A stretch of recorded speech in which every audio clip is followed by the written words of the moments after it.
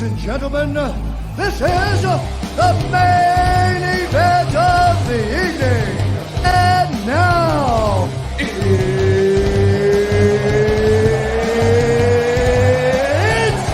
time!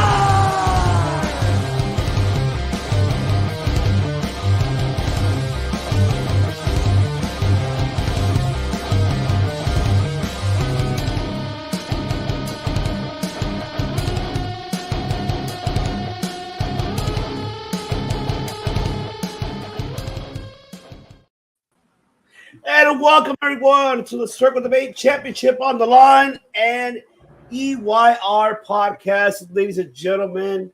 That's right, the MMA podcast of SoCal. We're back in action, ladies and gentlemen. This is the host TV's one I see here with my other host, the Familia, the greatest MMA podcast faction of all time. Of course, we'll have one half of the month of pain because the other one, he's at work. And, he's mad because ever since we put hashtag anybody but Alex, and that's why he doesn't want to show up anymore. So that's why he's kind of like on a timeout, doesn't want to be around at this moment because he's on a timeout, unfortunately. But we have one of the best managers out there in professional wrestling, and that is Mr. RM Cool himself, ladies and gentlemen. Thank you. Richard Mares. One-time champ, championship on the line. One time. One time. Champ. Give me 2 times. Because, yes, and then, of course, I have the man that brings that rage in that cage, and especially bringing that pain to you, ladies and gentlemen, because that's why it stands for EYR, ladies and gentlemen. The phenomenal one himself, the incredible Coach Rage, ladies and gentlemen. What's up? So, the greatest, shortest answer of all time, but yes. The director, the host, will be joining us shortly. He's running a little bit late. And, of course, Alex is nowhere to be found because I have no idea where is he. But he is hiding because ever since he's been losing streak. But we are here to go ahead and give our predictions for this Saturday upcoming main event, and that is UFC 278, Usman versus Edwards 2, coming to you live, ladies and gentlemen. Make sure you tune in. And I am looking forward for this fantastic card. And, man, but before we get into it, how are you gentlemen, first of all? How's everybody doing? I'm doing good. Yeah. That's right. There's silence. I'm like, oh. I know, a little bit of silence, right? A little bit of silence. I know. But before we get into this, I know there was a fight that was scheduled on this card that was pulled off, and that was not the Luke Rojo Paul Costa, because now we're going to get it finally. We've been waiting for it, and now it's going to happen in this card. But there was another one, which was Victor Altamirano and Jake Halley was scheduled for this event, but unfortunately it was pulled due to Hardy pulled out with undisclosed injury, but it'll be obviously rescheduled for 279. So, man, before we actually get into it, I actually want to get your thoughts on the prelims. So I'm going to share my screen. I want to get you guys' thoughts on the prelims very shortly as we'll wait for the director. Obviously he's going to come in and give his thoughts on the main card. But let's talk about the prelims very brief. So this is early prelims for you guys, gentlemen. This is what we have here. And let me see. Yeah, when I first saw it, I saw Figueiredo. I was like, what's he doing on the prelims? I was going to ask the same thing. Coach, why is he in the early prelims? It doesn't make any sense to me. I mean, I don't get it. Because that's his brother? There you go. Because it's not Davison? I swear, when I first saw it, I'm like, wait, what is he doing in the, I did not expect that. But we got a couple of those guys. Gilbert. Burns, his brother, and now Usman has a brother. Yeah. And we got the twins. Okay. Yeah, and then we got the twins from NorCal. What is their Kosi is their last name. Kosi. Yeah, Orion and I don't remember his brother's name, but yeah. So we have some brothers in the UFC. Pretty cool. Oh, the Diaz too, right? Yeah. Yes, the Diaz. Absolutely. So, what I ask you, gentlemen, what are you guys looking forward to seeing here? What fight are you guys looking forward to here in the early prelims? So, I guess this is the early prelims right here that we have beginning, and then we have the prelim bouts here. So, what are you guys looking forward to? Which fight are you looking forward to? I'll go with you, Richard. What are you looking forward to in this fight? I'll look at the heavyweight fight. What is it? Marcin Tibera versus Alexander. Yeah, that's a fun heavyweight fight. I know Marcin. He had a 5-fight winning streak, and then he came off a loss recently to Volkov. But he's facing a monster. I mean, this guy Alexander was 16-0, and he's been starching everyone in UFC. He can do it all. He can submit you. He can go by decision, and he can knock you out, which he's been doing recently. I think that's going to be an exciting fight, but I see Alexander getting another win, unfortunately. Oh. Yeah. Coach, how about yourself? What are you looking forward to? Which fight are you looking for in the early prelims? I don't know. I don't know a lot of these people. I always look forward to watching Miranda Maverick. She's fighting. Yeah. She's cool. I like her. She's cool. But yeah, I really don't recognize a lot of these younger guys. AJ Fletcher, I think, is out of LFA. So we've seen him. And then obviously Figgy's brother. Figgy's little brother, right? You know what? I'm curious to see. Let's see. So yes, 13 wins, four losses, one draw, one no contest. Okay, so this is what we're looking at with Figgy's little brother, huh? Okay, Yeah. That very intriguing, very very intriguing. It's 5'6". Okay, but I know that flyweight doesn't mean anything to you. I already know that. You like, what is a flyweight? I don't give a shit about the flyweights. I already know that you don't give a shit about the flyweights. But man, I know. What can we say? But let's get into the damn cards, gentlemen. I'm looking forward to. I mean, the director will come in and we'll ask him once he comes in. But let's get into the damn freaking. Did you guys see Dana White's press conference about this card? You know what? No, I heard. Please break it down to me before we get into it. Dana White just, point blank said right to me, just shut the fuck up, sit on your couch and watch the fights. I saw that, yeah. What a jackass. He really said that. I don't know. I respect him for that. Because, you look at this card and it's like the first couple of fights on the main card, are kind of like, wait, like the two girls coming back, like one was in the UFC, then she left the UFC, now she's coming back. She's a higher weight class. Yeah. And then, so there's a couple fights where it's just kind of like, this is the main card. And then a lot of the prelims, like we already talked about, it's kind of like they're all kind of new faces or lesser known. But that's what the prelims and the early prelims are for. But this card, aside from Usman and aside from the main event, a lot of it's just kind of like, are you sure you want to pay for this? There you go. Yeah. And even with Leon Edwards, he's not, for whatever reason, he's not a big draw. So they're having a little trouble selling it, but at the same time, the way the UFC has to deal with the ESPN, they don't really care. Yeah. UFC is getting paid, and ESPN has their, so they don't care that much about the pay-per-views. The whole point of the streaming service is for the UFC and ESPN to slowly get away from the pay-per-view model. But yeah. So there you go. Indeed, yeah, I'm with you, and this is why it's being held in Salt Lake City, Utah, for that, I guess, main reason. What state is that in? Utah. What state is Utah in? Utah. Give me two. There you go. But man, let's just get into it. Let's just get into the first main card here, and I have, of course, Tyson Pedro versus Harry Hunsucker. I mean, I'm new with Harry. I'm not familiar, but I mean, Pedro, I am, but I mean, I'll take it, you, Richard, break it down. What do you got on this one?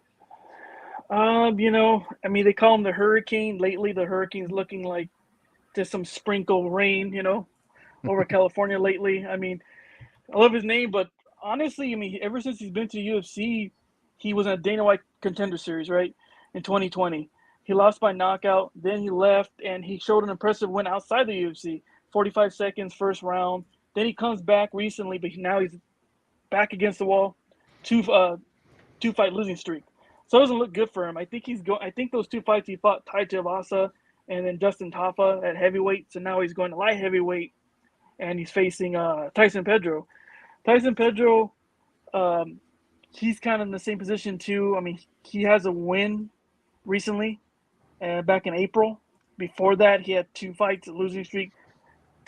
I know, Rage, we talked about this fight when he lost to both two guys, Mauricio Shogun Rua and Vincent Preux. I mean, if you're losing to those guys, it's kind of like you should.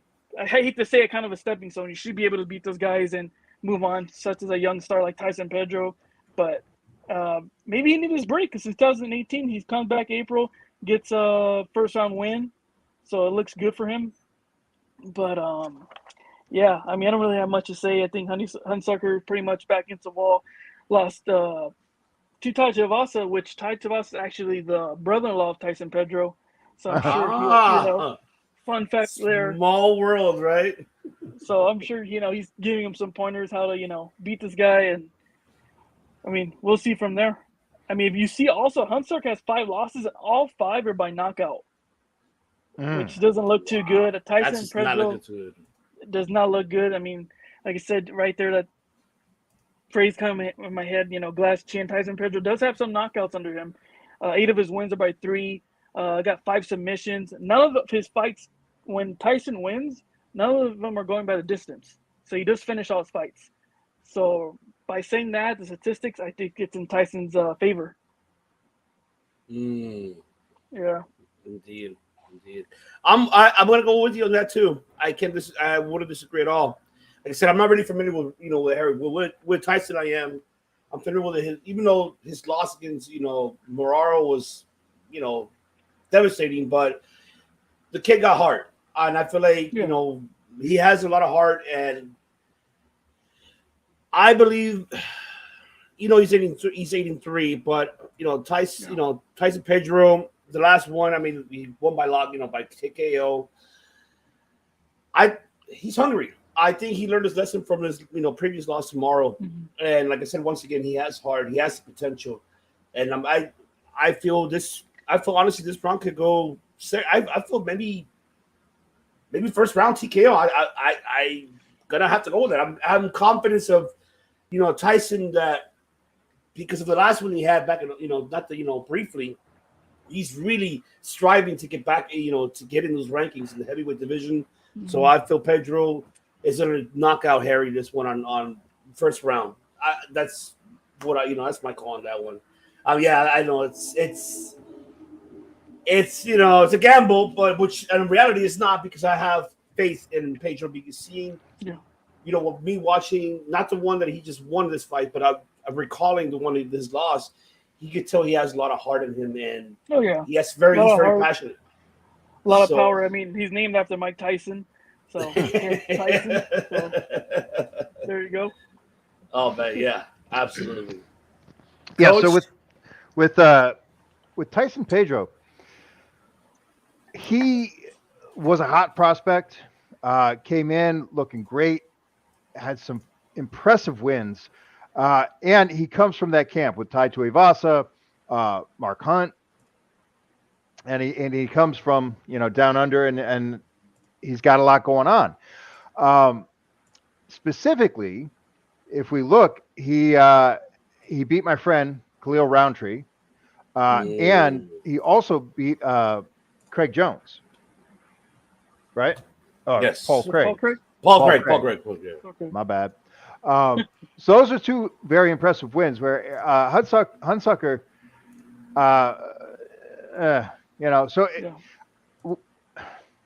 it looks to me like this is the organization giving Pedro a chance at redemption. This is his stepping stone. And as you guys pointed out earlier, he was given those stepping stones earlier in his career. He was given OSP, failed. Then he was given Shogun, right?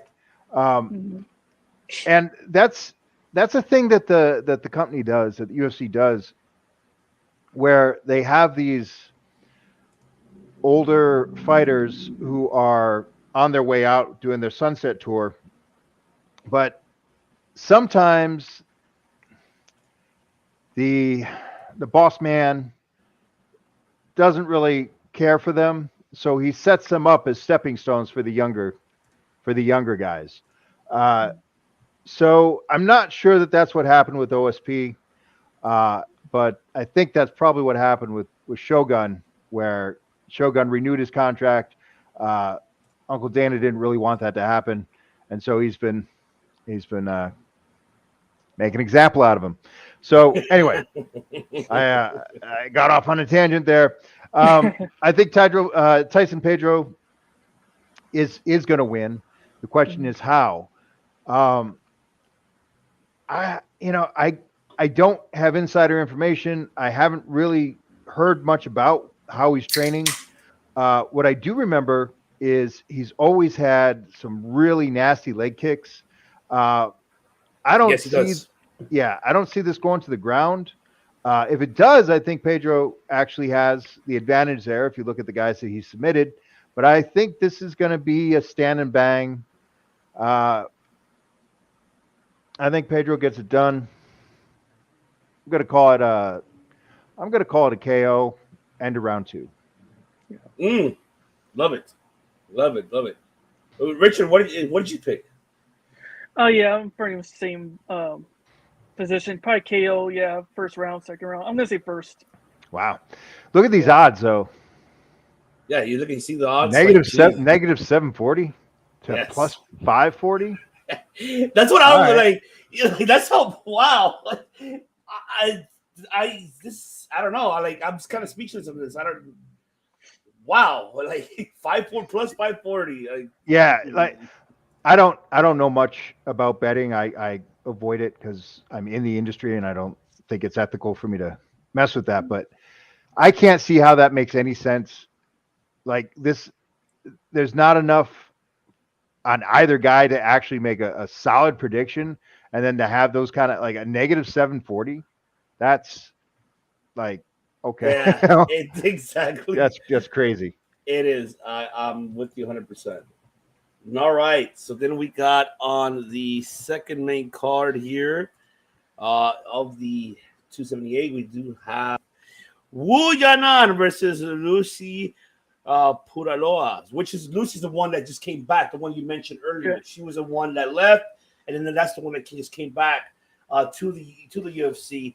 Which right now she's in a hot streak. I guess she's I don't recall seeing her fights outside of the UFC, but right now I guess I don't know what agreement they had, but they brought her back into the bantamweight, because obviously there's nobody there in that freaking division. As we digressed about it in the last episode, there's really not much depth in that division. Mm-hmm. But William and another one that's it's on thin on ice because she's on the 3-fight losing streak, and this is very crucial for her to win this fight. She needs to win this fight. So, I'm going to go very brief. I'll go first. As much as I would love for Wu to keep her job, but I hate to say it, but I think Lucy will come back. I think we're going to see something in Lucy to bring some damage, and I feel that Lucy will come really, really heavy within the first round, and honestly, I feel that she is. I think I say by the second round she'll do damage, and I think she will win that one. You know what? I think she's gonna win. Not by second. I think I want to give her. I'm gonna play it safe. I say by decision. I say Lucy will win. That's what. Playing it safe. Richard, who do you got on this one, brother? Pretty much the same. I say Lucy by decision. I mean, Wu is like 1-4 in the UFC. She's bounced around from bantamweight to flyweight. She actually missed weight at one point, and she had a catchweight fight. 4 of her 5 losses are by decision, which Lucy wins heavily by decision. 9 of her 13 wins are by decision wins. She's 5-1 since her return to UFC. I mean, she got cut in 2020, so the past 2 years she's been really trying to earn her spot in the UFC. I can tell she's hungry. 5-1 in the UFC. She wants it bad, and she's gonna try to get the win. She needs the win to pretty much stay in the UFC. I could see her fighting and pretty much releasing her right after. Wu's back against the wall. I like to see that scenario too, just like the fight previous with Hunsucker. A different mentality when you're going in and you're pretty much your job is on the line. You're gonna have to do everything you can. It's gonna be a different training camp. That plays a big factor, especially for Wu right now. But looking at everything and reading about her and watching a couple of fights, I just think Lucy's gonna win by decision. Yeah, I think that's what it looks like right now. That's what it looks like to me. I mean, her coming back, like I said. I mean, I don't know. I mean, I don't know how coach feels of that. Her coming back to the UFC, but like I said, I mean, what I mentioned, there's no depth in that division. I guess Dana was desperate. I mean, you tell me, coach. I mean, was he that desperate? And what do you got in this fight? Yeah, I think the 115, the strawweight in the female division is stacked. It's good. It's set. All the other weight classes, 125, 135, 145, they're struggling with, and 35 and 45 like barely exists at all. It's surprising to me because it seems like there should be more talent out there, but I guess there isn't. I guess,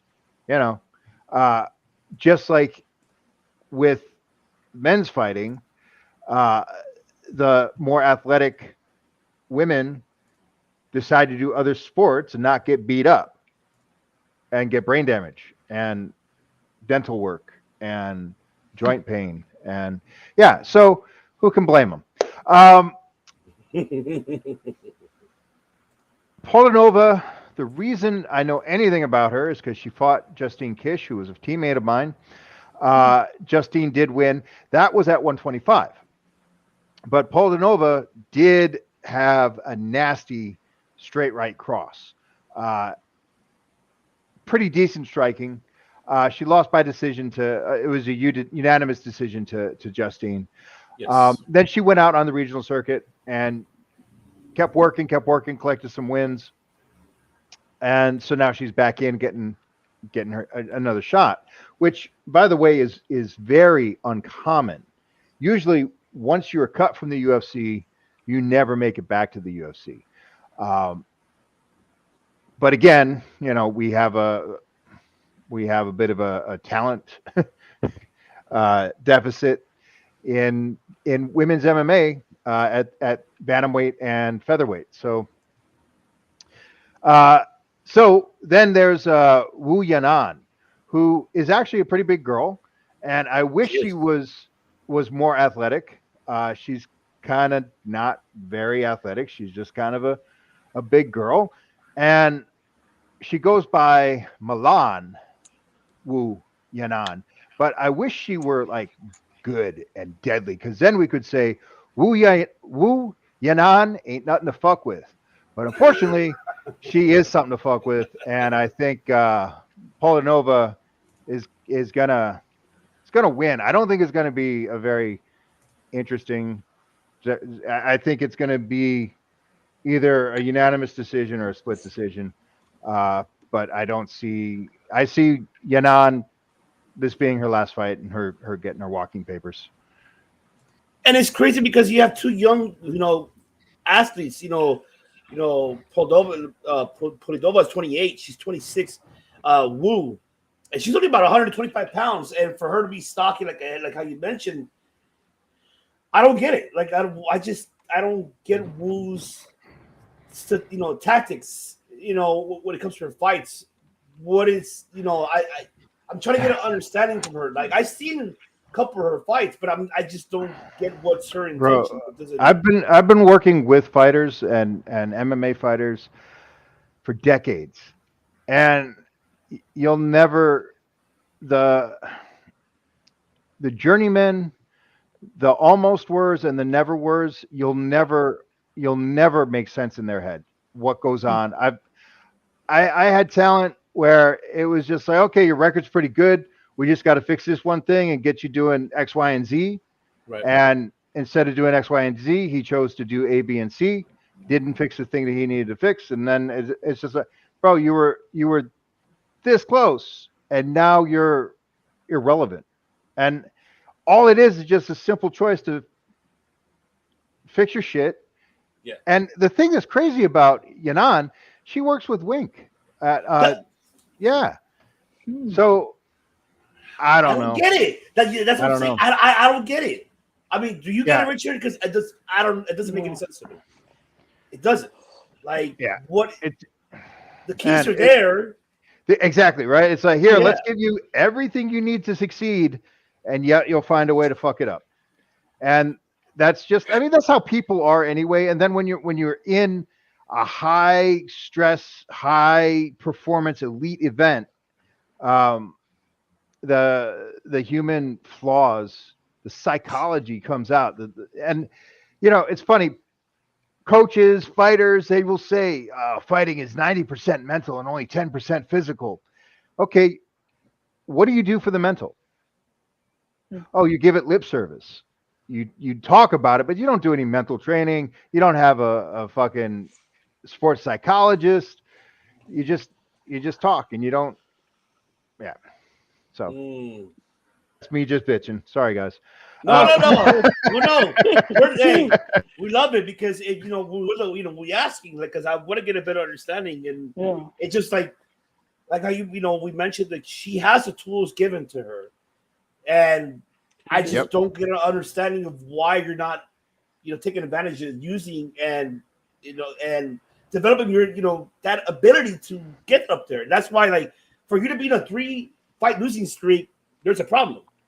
I mean, there is a problem. So that's so I'm just one of my Sifus wrote a book called The Winning Mindset, and I got a copy of that book for each of my fighters.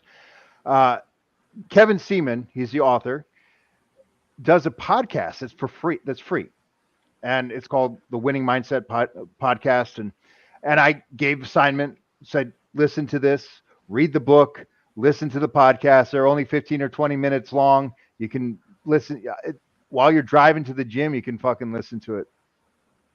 Less than half the guys even listen to one episode. So it's like, again, people say, oh, it's 90% mental, but they don't believe it. They don't act on it. And it's the kind of shit that you actually have to have modeled for you. So, a lot of behavior is modeled by mentors or parents or older siblings. And it's not part of this culture yet. Okay. Now I understand that. I get it. I mean, it's I don't like to use the word, but I'm not. You know what? I'm going to say it up here. There's a word to it, but I don't want to offend people. It's just I don't want to not use it. I'd rather not. I don't get shitted on, especially to our audio platform listeners who don't want to. Yeah, I'm here to, even though we're TVMA, but still. Not at all. Let's get into the next fight, of course, and this is the one that is Jose Aldo versus Mirab Dala. I hope I'm saying it right, because I don't know how to say his last name, but man, Jose Aldo, still at his age, still looks in great shape. Obviously, the last fight he did impress me very, very much. And he's on a hot streak too. He's getting back into that contendership for the bantamweight bout. So, I'll take it to you, Richard. What do you got on this one? Mirab, it's this. up-and-coming star. I mean, he started rocking in the UFC. He had back-to-back losses, and after that, he's just been in a tear. When I started reading about him, like, he's been pretty much on most of his wins, 10 out of 14 by decision. So I started searching. I'm like, okay, he comes from a sambo background. He comes from a judo background. He wrestles, so it makes sense. And watching some of it too. That's going to be the game plan. Take down Jose Aldo, but plan is if you can do it. I mean, we've seen people try to take this man down and throws a knee out of nowhere and knocks you out. He's still tricky, even if he's an older fighter. I mean, there's guys that have that skill and they could still use it to a later age. He's still fast enough and quick enough and still has some power to use all his knowledge he's done his whole life in this sport and still can inflict it. That's the thing. I mean, you can like what we were just talking about recently, you can have all the tools and you can have all the knowledge and all the experience, but if you're not using it, then it's horseshit pretty much, And Agreed. he's still using it, and he still can do it. I mean, 3 fights in a row, defeating Marlon Vera, Pedro Munoz, and Rob Font, still looking good. So I think he could still. I mean, I want to root for him, and my heart says Jose Aldo. I want to see him get this win. Like he says, I think I'm 1 win away from possibly getting a title shot again. But Mirab right now, he's just looking really good. I mean, I think it's really close.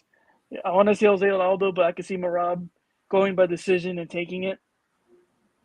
Really? It's tough. I don't know. Really? It's tough. I think he could take it. I mean, I think it's closer than what it seems. I mean, and this would be a perfect. I mean, if Mirab beats Jose Aldo, he's jumping in that title mix. He looks good. This is a perfect fight for Mirab to win. Okay, but see, Mirab's at number 6, so yeah, he'll jump in the top 3 if he beats. That's what I'm saying. Aldo. He's in 6 in the rankings. I mean, 3 notches. I mean, this is perfect for him. That's a wild card. I get what you're saying. And Jose looks good. I mean, he's beating guys like Font, Munoz, and Vera. Before that, I mean, he's lost to Peter Yan, Malmaras, who was on a tear at one point in his career, and then Volkanovski. It's kind of a point. Yeah, you could beat some of the guys, lower ranking guys, mid guys, but could you still beat the cream of the crop, top 2 guys or champions?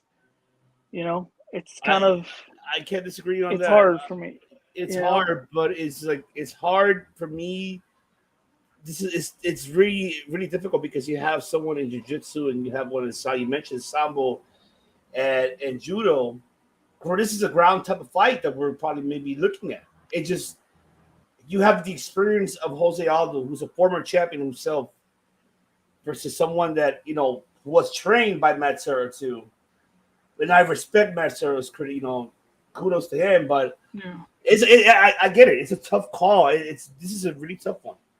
Because this is going to be more of a ground type of fighting, which I know a lot of people respect. And Jose Aldo hasn't had a submission win since 2005. Exactly. I was going to get to you with that too. We had not seen Jose Aldo had a submission move win since that time. Thank you for bringing it up because valid point. It's a tough call. But Aldo's see, the thing is that Aldo is how you mentioned that the guys that he fought in the criminal cops, he's gotten away from that. Most of his losses have been knockout. More than submission. I mean, more to submit. But this is something I think is going to be a test for both of them. Mainly more Aldo, in my opinion. I feel maybe more Aldo because, like I said, he has the ground experience type. Knows how to get out of it, but now you have someone that who is at your level that can challenge you on the ground, and this is crucial for Aldo. I mean, it's tough for me, and as much as I want to go with my brain, it's my statistics and everything else, and looking at the odds too. I know Aldo's plus 105 and -1 in Mirab. I'm gonna go Aldo on decision on this one. I'll play safe. I'm gonna go Aldo. Decision. I don't see this going. Yeah, I'm gonna have to go with that. I don't see this fight ending in a submission or knockout. I don't. I think I say decision. Yeah. I'm not really familiar with Mirab's stand-up.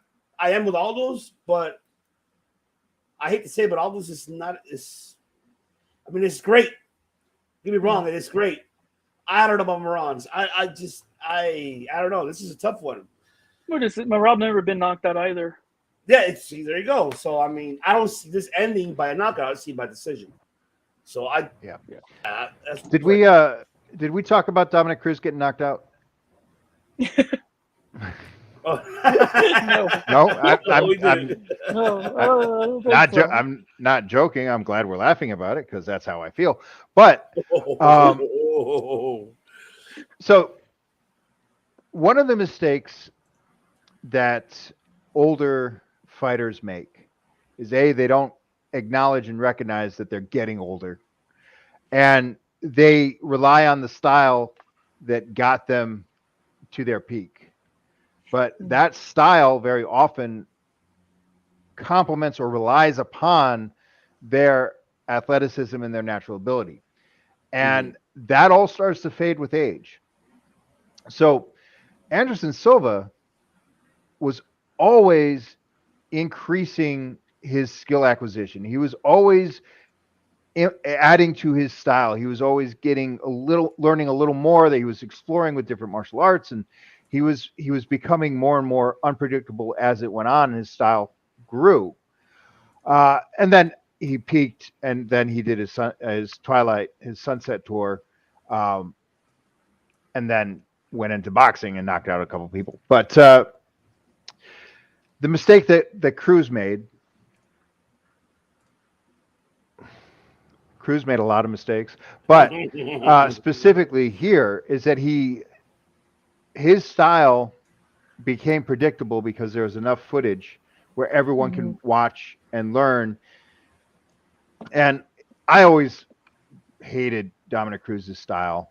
I thought it was goofy and stupid, and it was a decision-based style. It was a bell-to-bell, boring, lay and pray. So nonsense. you don't like his footwork? Hate it. Yeah, Hate it. That's not real footwork. I'm with you. And I'm surprised that he hasn't got KTFO'd before what Cheeto did. But the correlation that I'm drawing here, the line that I'm drawing, the connection between Aldo and Cruz is that their style is not evolving or advancing. And so now there's tons of tape on how they fight and what to expect. And I just don't see Aldo being explosive enough, unpredictable enough to keep Mirab off of him. Mirab, phenomenal takedown, and he is getting better and better. He's finishing more. His striking's getting better. So I think it's going to be a decision win for Mirab. I think he's going to get Aldo down often. He's going to pin him against the cage often. I don't think Aldo is fast enough and explosive enough any longer to catch Mirab. Yeah, I think it's going to be a unanimous decision for Mirab. Yeah, as much that's how I feel it's going to end up. Why I chose Aldo was the fact because I feel he hasn't got tested to the ground. I mean, right? We haven't seen that. Yeah, I mean, we've seen most of his majority fights in standing, but we never seen him get tested in the ground like Mirab was going to bring it. Exactly. However, though, what I mentioned why Aldo has a little bit more of the advantage, and I get your point. I'm not disagreeing. You know, I'm just saying that Aldo is great to escape of it because we see that majority of his previous fights, right? And that's why he gets up and standing. But this is going to be a challenge for him. Yeah, and I don't think he's ever fought anybody that has the squeeze that Mirab has. I mean, when he gets a hold of people, they drown. Which might not be the most exciting fight style to watch, but he's I don't know, he's good. And like we said, coming out of Sarah Longo, man, especially he's only getting better. Fucking legend. Yeah. Yeah, and I really, I was an Aldo fan until he, sold out to McGregor, and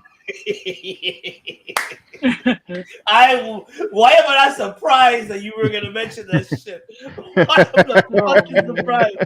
I'm not surprised. Once you said, "Oh yeah, I was a fan of it," until you sold to McGregor, I knew it. I fucking knew it. I knew it. Oh man, let's look at the odds of this fight though. It's like you have Aldo plus 105 and you have him by minus 125 Mirab. Yeah, man, it's crazy. Close odds. Yeah, that's how it should be. Yeah, that's how it should be. And I don't know. I mean, the thing is, Aldo could still land the KO. That could still happen, right? He could still fight off the takedowns and squeeze. It could be a close split decision for either guy. It's going to be. So it's, I have my opinion, but I could be wrong. Hey, you never know. I mean, coach, but I mean, come on. You're the phenomenal coach. We love it for a reason, man. Majority of the time, you're fucking right. 99%. I'm like, fuck, he's right. Every time when I'm watching the fights, I'm like, that's why I message in the chat. I'm like, but yeah, you know what? I can tell you, this is the fight that I'm intrigued to see because of that reason. And I don't know if you guys feel the same, but I feel that this is going to be the fight, the most challenging for Aldo, especially now. Now you're going to put your test of what you learned in the groundwork, and now this is your test. Can you get out of this one, out of Mirab? So I'm very intrigued, and I'm loving the odds. I might have to bet on this one. Might not have to. We got the co-main event, which is finally, after 3 postponed fucking fights, we're gonna have it, and that is Paul Costa versus Luke fucking Rockhold. I just want to say this. I want to digress. I really do not give 2 shits about this fight, to be honest with you, and I hate to say that. I know I'm gonna get heated on when people are listening to this on audio platforms in Brazil. Exactly. See Richard walking away because he don't even care if he's there. Who does it? Where'd he go? What the hell? What? I mean, we that was his USADA imitation. Very nice. Good job. Oh, it took me a while to get right. Okay. Yeah, I'm just going to walk out of the room for a second while you do whatever you need to do over there. Take a look at these 2 fucking guys, and you're going to tell me that USADA is doing its job right? Fuck you. I'm just not really intrigued in this fight. I mean, we saw the 2 postpones that fucking happened in this fight, and they're finally fucking making it happen. I mean, let's be honest, gentlemen. We know White booked this fight because which I never understood why a co-main event. Honestly, it should have been Aldo and Mirab as the co-main event. My opinion, this should not be the co-main event. But obviously, of course, he put it because their name hold fighters that are up there. I mean, understanding it, they don't waste to do that all the fucking time, anyways. And we don't know what promises were made. We don't know what obligations are. So this fight was supposed to happen already. It was 3 times it was canceled. Twice, 3 times. Yeah. So when that kind of thing happens, they make arrangements. They make promises. So it could have got pushed back. Okay, here's an open slot. We'll put it here. But then, do you guys? I'm not current on what happened between Costa and his manager. Do you guys have any of that dirt? That's the sort of thing not the director really would know. That. Yeah, director would know more than I would. Unfortunately, he's still driving, so I already find out. I do not know exactly the details of that. Yeah, and I know Paul. I know Costa left his manager, Waleed. They I mean, listen, when these guys, there's some shady fuckers. When Izzy called them gangsters, he wasn't exaggerating. These guys are shady. So those kind of relationships fall apart super easy. But I don't know what Costa is doing now as far as representation and what's going on there. But I do know that The only- USADA. What's that? No, the only thing I see that I guess there was a controversy back in May where Costa assaulted a nurse because I guess they're disputing over a COVID vaccination card, and while they were arguing, I guess the nurse grabbed him by the arm, and that made him throw up pretty much an elbow to her face. With Her face? Yeah. So he assaulted a female nurse. Yes. God That's damn. correct. Son. Damn. He says, she went on to say that in measure to prevent him from leaving, she grabbed Costa by the arm, and she was hit with an elbow, which caused her lips to become swollen. So this happened back in May, it says. Yeah. So there's that. There you go. Crazy. Guess I was just reading this that's right crazy. now. I was like, whoa. That is crazy. That's insane. And like I said, I'm not really intrigued. I'm not. I mean, Luke, he had for me, I know I'm gonna get shitted on, but I think he had a good luck stint run prior to his career. I know what Alex said that interview, he has something to prove mentally. I don't think it's too much good luck. I mean, he was a Strikeforce World Champion. He did earn it.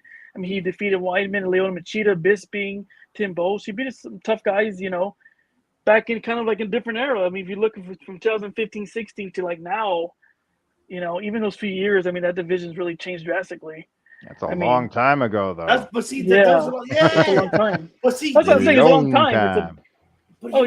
Class back in that time, it's already like I was already on the way out on the verge. Yeah. That's why I'm not really like oh God, Luke Rockhold. Oh my God, no, I'm not. I mean, hell no, I just can't. I mean, you fought fighters that were already on the way out, and there were some that were already on their prime. I mean, shit. I'll give you Bisping at least, but Bisping has been in the game longer than he has.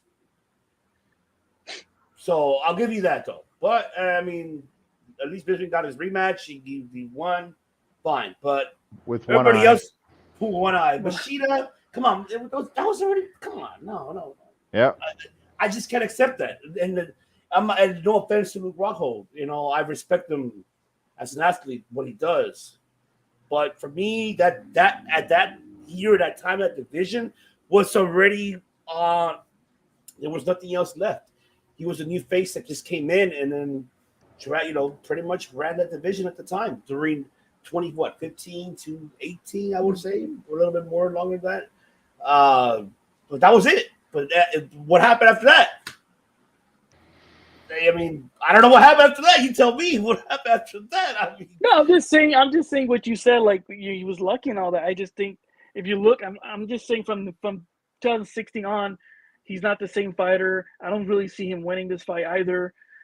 Honestly, I'm not a fan of either of these guys. Pretty much deciding which one do I dislike the least, to be honest. Because I mean, as human beings, I'm not really a fan of either one of them. But on paper, you can't really I mean, I don't. But like, you can't discredit what Luke has done in his career before that. I mean, he was a top. I'm not discrediting I don't his think career. Yeah. I'm not discrediting what he's done outside of UFC. I will discredit of what he's done inside because when they brought him in, that division was already on. There was really nothing. Go back and look at the division. That division during that 2015, 16, 17 era was not the best. It wasn't. I mean, you can disagree with me. We can debate that. Yeah. But,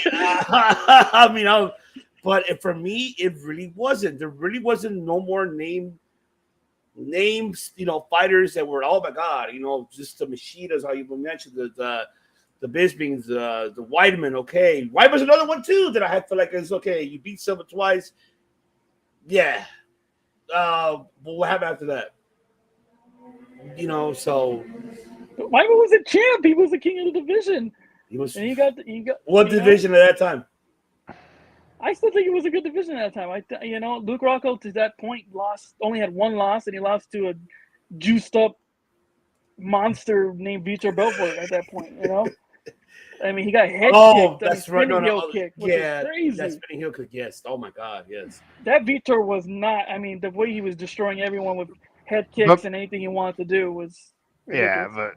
Yeah, but Rockhold's been juiced up his whole career too. So Yeah. Oh, there you go. yeah. So Devious, which who are you picking? I'm gonna have to go with. I'm really gonna have to go with Costa by decision. I'm like I said, I'm not intrigued. I'm not really intrigued in this fight. Honestly, this should have been the third fight instead of By decision. Yeah, All I'm playing it safe. I know I shouldn't play it safe, but I'm playing it safe by decision. But I mean, you tell me, are we gonna see a knockout? I don't know. I mean, Richard, what do you think? What do you got? Tell me, what do you got? I got Costa by knockout. I think it. I mean, Luke Rockhold's already going up to light heavyweight division. He's facing a tough guy like Paulo. You know, hate him for what he is, but Paulo Costa. I mean, he has six wins by knockout. I just think it all favors Paulo pretty much. I see him knocking Rockhold probably within the first 2 rounds.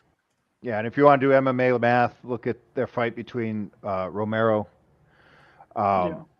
What round you picking? I'll pick the second round. Yeah, actually, no, I think I'll say first. Yeah, me first. too. I think first of all, Rockhold's chin is gone. It's gone. Thank you. He was chinny to begin with, but now he's gotten put to sleep a few times. The one thing that he's got going is that he's working with Jason Perillo. Jason Perillo is a phenomenal coach, but you got age, you've got brain damage, and I don't want to take this lightly. Start watching his interviews now, contrast to his interviews in the past. Rockhold was never a likable guy. He was never an articulate guy. He was never clever, but all of that has gotten worse. He is less articulate. He is less coherent. So I think, those knockouts have really started to catch up to him. And then, watching he's just talking about recovery, and I did this to my body and did that to my body, and blah, blah, blah, blah, blah. And so he's like, yeah, at this point it's like 60% recovery, and he's doing all this massage and he's working with some con men, which no, seriously, one of the things in our industry, in actually combat sports, unilaterally is full of con men. It's full of frauds. I mean, there are coaches that are full of shit. There's strength and conditioning coaches that are full of shit. And there are snake oil salesmen. And most of the snake oil is recovery. Fucking ice bath, cryo chambers, fucking Theraguns. The science is pretty clear on all that shit. There are very precise and very small windows to use it properly, and that these are fucking people that are getting their license out of a fucking Cracker Jacks, and they are snake oil salesmen. So so all that adding up, doesn't matter how great a coach Jason Perillo is, I don't see Rockhold getting, and Rockhold believes his bullshit that he's been spinning, and I think Kostic is going to come out there and just put him to sleep right away.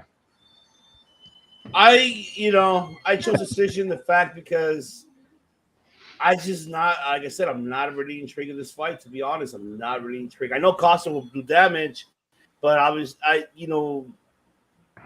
Rockhold will do anything just to make sure he holds on to him and make sure the clock runs out. So I'm just not really intrigued. But I hope you guys are right. My prediction of how it's going to end is wrong, but I hope you guys are right. I hope this ends very brief. And I hope that Dana White goes back to the drawing board and think about what you just did. You really put this as a co-main event fight. I would have put Aldo first, put Aldo and Mirab as a co-main event in this, honestly. And I mean, to all the fans or listeners out there that are listening to, I'm gonna do not apologize, because I don't give a shit, because I don't not like these two gentlemen. I don't. Yep. I respect Brazil, but I don't respect Paul Costa. I respect Jose Aldo, but I don't respect Jose Aldo. Yeah. Yes. Aldo's the man. Aldo is He's he's just Brazil. the old man at this point, but he's Yeah. still the man. And they still got Oliveira though. As long Yep. as they still got everybody. And now for the main event for the 278 here and the rematch. Kamaru Usman defending the welterweight championship versus Leon Edwards. And I mean, we've seen this fight already prior before. I mean, we've seen Usman. I mean, I think Usman is, I believe, 1 or 2 away to either tie or break Anderson Silva's title ring as a champion, if you guys recall, I think. Am I correct, Richard? I think so. I believe so, yeah. Yes. I know that he's about I think he's about 1 or 2 title defenses away. If he wins this fight, which I'm assuming which I'm not gonna say he is not gonna win. I'm saying he is gonna win, which my prediction would be he's gonna win. I think he's gonna win by the 3rd round. That's TKO, I say. I love Edwards, but I don't know. I seeing Edward last fight. Yeah, I know I'm gonna get shitted on, but I don't think he's changed his game plan too much. I don't think so. Somehow I feel that he really, unless there's something, I mean, you mentioned it, Coach, a while back. You mentioned embedded always bullshit. They probably just do it off camera, on for the camera, right? But maybe Edward has something, reserved for Usman, but it's tough. I mean, Usman's a tough fighter, man. That's what he said. He'll be the good Joe. For me, he'll be the GOAT if he has the most title defenses, winning title defenses, like beating Silva's record, then he's the fucking GOAT. He's the man. But I'm gonna have to go with Usman here. I think I'm gonna go with him third round TKO. I think Usman's gonna give him the first one. Like, hey, let me fill you out. Let me see what you got. Because if you notice, Usman kind of is aware of those type of situations. Just you saw the last one, and I think Usman is gonna allow that to happen. And I think Usman's gonna catch him off guard. In my opinion, I think Usman's going to catch up Edwards off guard and knock him out. Edwards, to me, like I said, his last fight has not, for me, my opinion, has not really changed his game plan. I mean, come on, you fought Nate Diaz. Who the fuck cares? I mean, I'm sorry. I know I'm going to get shitted on, but who the fuck cares? I mean, he fought people that are already kind of retired on the way out. I mean, Dos Anjos. Oh, not Nelson. I guess Nelson's a little bit younger, but Cerrone. I don't know, man. I love Edwards. I respect him, but Usman is the GOAT, man. I think if did you find out, Richard, if he wins this fight, he either ties the record or breaks the record? Couldn't really find. I have to really I think I have to go and count it because nothing really came out when I searched it. I'll look for it, but yeah, I got Usman round 3 TKO. I think he's gonna knock him out in the 3rd round. I think he's gonna feel him out the first 2 rounds. Give the people what they want, the fans, because we already know that the co-main event ain't gonna give shit. I already know. I'm sorry. I'm a Betty man, baby, but that's how I feel. Richard, who do you got, man? I'm going with Usman. Honestly, let me see. I mean, he's just getting better and better. I mean, even at this point, his career is evolving. We're seeing his hands getting better. He's feeling more comfortable. He's closing the gap. He's fighting outside. Honestly, his hands is looking better than ever. And he's doing it with style points, beating some of the best in the division, especially recently. I mean, he KO'd Jorge Masvidal, defeated him twice, one with a KO, KO'd Gilbert Burns. Everyone thought Burns was, the one to do it. And then also Covington. A lot of people thought Covington was, going to defeat Usman, but Usman ended up knocking him out in the 5th round. He kind of does it sort of kind of in a late, within the 3rd, 5th round. But honestly, I see Usman winning by KO. I would say a 3rd or 4th round. I want to say 3rd. What makes you think you could do a show without me? Oh, Oh, finding out- What makes you think you could do a show without me, Ivan? We're finding out the hard way. It's just not the same. It I just know, doesn't yeah. work. I am the Hey. star. Hashtag anybody but Alex, of course, that's not gonna win. So go. Okay. So what, asshole? So what are your fucking? Hey, man. Just saying, Usman's gonna win, obviously. And then who else is in this card? Oh my god! You don't even okay. Yeah, that's pretty much the summary of this card. Yeah. Pretty much. Pretty much. Pretty much. That's it. I mean, you want to hear it to you very quick if you want to see it. All right. Go ahead. There you go. It's Pedro. Pedro. I give him Pedro. Nobody cares, and what's her name? Yeah, I don't know too much. No. Okay, So we're going. Yeah. Okay. This one. Aldo. Aldo. Okay. All right. Aldo by decision or KO? Decision. By decision. Okay. Costa, Rockhold. I'm gonna go Rockhold. Really? Oh my! What? What? I like how his training videos. I mean, him working with Perillo. Oh my god! I think he's a new version of Rockhold. I think we're gonna see a new and dangerous, and I think it's gonna stun a lot of people. How long has that been, son? Since 2019? Hey man, 2022. champs need a rest. Champs. That's right. Get it. I'm not hating. Jason Perillo is one of the best coaches. Yes. One of the best coaches when it comes to striking. He's almost as good as I am. Yes. Okay. There you go. All right. Yeah, Usman. What round? Decision. What? Yeah. Decision? Okay. Yeah. So I'm picking Usman. What I think is going to happen is he's going to go out. He's going to think that he can stand and strike with Edwards, and he can't. He's going to find that out the hard way. He's going to lose round 1. He's going to lose round 2 because he's going to go out and try and do some wrestling and then find out that Edwards is actually a little better on the ground. Yes. He's got Trevor Whitman in his corner.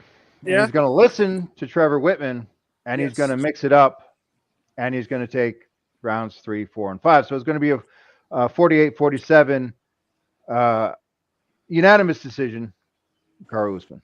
That's how I see it. Okay. And by the way, Trevor Whitman is also one of the best coaches in the game, although he does make some conditioning, programming errors. But his tactics, his techniques, and his in the corner coaching, best in the world. Yes. okay. All right, guys, I gotta go. Obviously, I'm doing some business in this beautiful ballpark, as you can see behind me. So I'm gonna get going. I'll see you guys later. Say hi to the vegans for us. That's right. Hi to the biggest, brother. So yeah, looks like Chris isn't here, so yeah, Chris is not. He wasn't making a day. So yeah, that's what it is right now. So if Usman's at 15 right now, so that means he'll tie with Silva with the longest. So now I really want Leon to win. The win streak, yeah. Because we got to protect my buddy, my teammate there. So Leon is gonna get a surprise submission round 2. So I'm gonna change my whole narrative now because we can't have Usman tying the GOAT. So what's gonna happen? What? You see, Usman's gonna go out. What are you talking about, Coach? What do you mean? No. I mean, come on. I mean, I would not be mad about this situation. I'm not. I'd rather give it. Usman, man.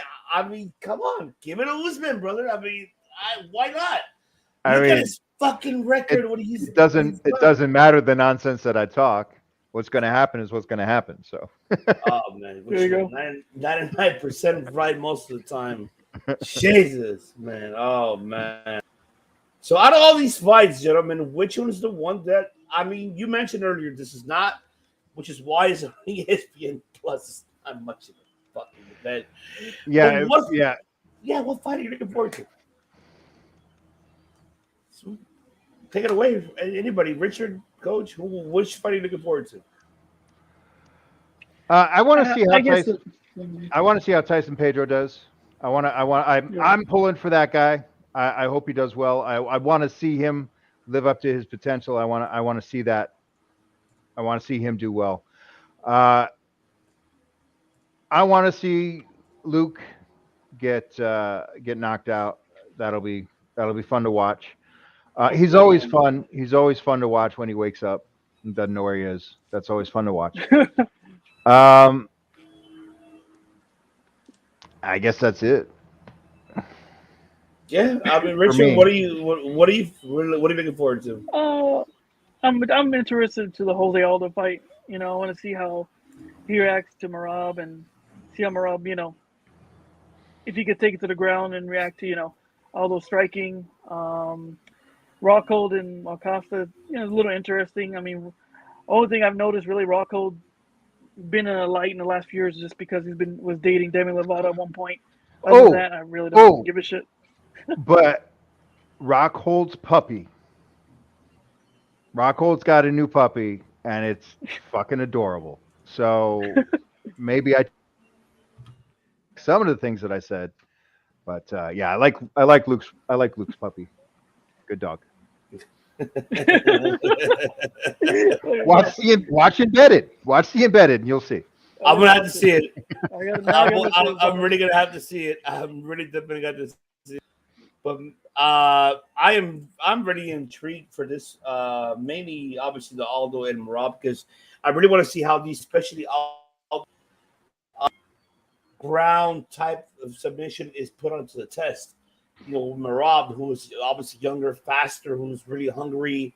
How Coach mentioned, and how you mentioned to Richard, this individual is hungry and he's in a hot streak, and I think I'm curious to see how Aldo is able to get away or take advantage of the hold. This is the one that I'm really mainly intrigued, because now we're, like I said, once again, what I mentioned earlier, we're seeing now the test of Jose Aldo's grounds type of work that we haven't seen. And you tell me, how long has that been? We haven't seen that. Now it's going to be put up to the test with this, with Mirab. And I'm really curious of what Aldo's going to bring to that table. And if Aldo really comes out winning this with an upset of a knockout, I'll be surprised. That means that, for me, he doesn't have what it takes on the ground. And that's just, as much as I love Aldo, I respect the man. Except, obviously, Coach doesn't after Conor McGregor. But I respect Jose Aldo because at least we know what is he capable to do. That means stand up. That means he's not good in the ground. He's able to escape, but good to submit. So this is the one that I'm really intrigued and curious to see. We see that test being put up on this Saturday, and I'm looking forward for that. And of course, the main event I'm looking forward to. We're gonna see Usman tied up with Anderson Silva as much as the coaches want to, but what's gonna happen? 16 winning streaks on the road with the belt, so it's gonna happen, baby. But now the question is, who's gonna challenge Usman after that? Which, I mean, we could get into that on the next episode. But just giving you right now the standings of that division. We've seen Covington already. Chimovich is the next one in line. But however, Chimovich is going to be fighting. He's the one fighting Nate Diaz, right? Or who's he fighting? Chimovich. I think we said that last time. Chimovich. I know he's going to fight before he fights the winner of this fight. Right. That I know. Yeah, I don't remember who he's fighting. It's somebody like that, though. Oh, he's fighting Diaz. Nate Diaz. Which I don't get fucking why, because Diaz is not even in the fucking rankings. Money. Mm-hmm. And they had to do something with Shmaev, right? So they asked him what he wanted to do, and he said, "I want to get paid, so give me a money fight." And then they give him Nate And Diaz. I ain't mad at that. Like I like the fighters getting paid. I'm down with that. Yeah. No, I'm with you. It's just for me, like me going by the rankings doesn't make any sense, but yeah, it's fine. I get it. It's fine. I mean, I have nothing but respect for Chimaev. He's getting up there, obviously. From his comeback from his COVID situation, so he needs a bigger fight. Obviously the last fight that he fought from Burns, that was a money fight, so he wants more money. So all right, let's give him the money then, and that's going to happen. Actually, 279. We'll talk about that one once we're done the recap of this one. Oh, I'm looking forward. Yeah, that fight I could actually look forward to. Chimaev and Usman. Because Chimaev's got the mindset, he's got the spirit, he's got the balls, and he's got a good coaching staff, and he should be improving. That test with Burns, he should have closed the holes in his game. Diaz is a good person to test that out on. So it could actually be a really interesting fight. It could actually be a challenge for Usman. That I look forward to seeing that. So absolutely, indeed, I'm looking forward. Los cojones, como how we say it in Latino, of course. But there you have it, ladies and gentlemen. We appreciate you guys for tuning in today, this evening, as we give our prediction. Unfortunately, the director was not able to join us, but he'll come back next to give us a recap. He's gonna have to give his prediction somehow, but he's gonna send me a video, he said, and I'll put it up here for you guys on the channel. That worked out last time. Yes, and it worked out. So I'm gonna put it again. So I'll make sure that I'll send you a video in 3 weeks. Yeah, he's gonna send you a video in 3 weeks. But he'll be back. But don't forget, ladies and gentlemen, to subscribe and follow.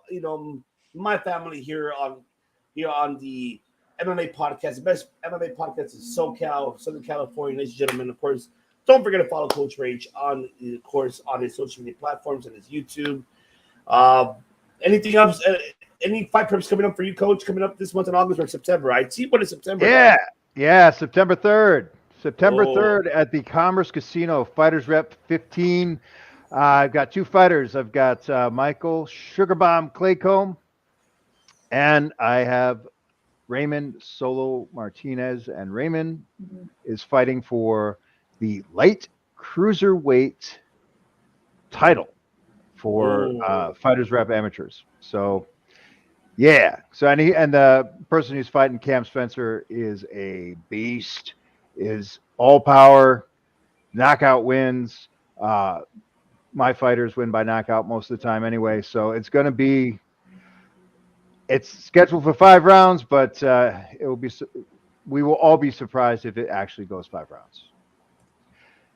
September 3rd, Commerce Casino, fightersrep.com. If you buy tickets, this little blurb says who are you coming to see?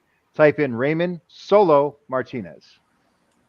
And there you have it. And make sure to get all that information. Follow Coach Rage on his social media platforms for more ticket information on and over social media platforms. Make sure. And if you want to be part of EYR, hit up this man because he'll bring that. He'll give you that rage to come out. It's throw it in that cage. But you gotta feel his pain first. And then you'll learn how to take out that fucking rage. That fucking cage. EYR. Hell yeah. And of course, do not forget, subscribe to 1.5 of Bodies of Pain. We saw the other one earlier. Anybody but #Alex. I'm just gonna keep saying it because he's not gonna win this fucking Tapology World title. He's not. He's never gonna win it.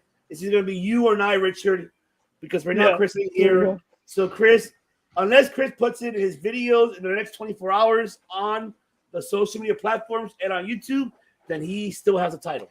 If he does not, he has to vacate it. That between you and I, Richard. Disqualified. Disqualified. That means you and I, Richard. Oh! Again, 2-time champ for Richard, and I hope you do. I don't care. Thank you. But I'll do it for you. That's right.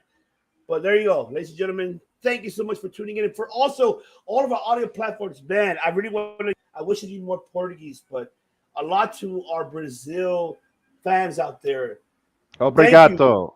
Thank you. You guys have actually made this MMA podcast really, really gracious for you guys. That's what we say, Jose Aldo, for you, not Paul Costa. That's why I didn't apologize for that reason. And I know you guys, there's translation you guys are able to know, but thank you.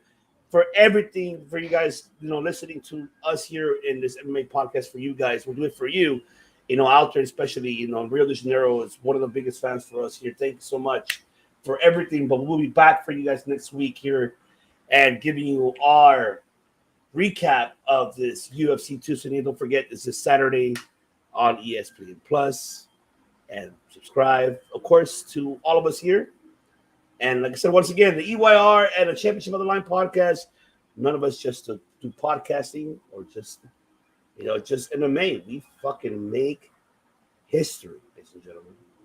Subscribe, and we'll catch you guys on the next one.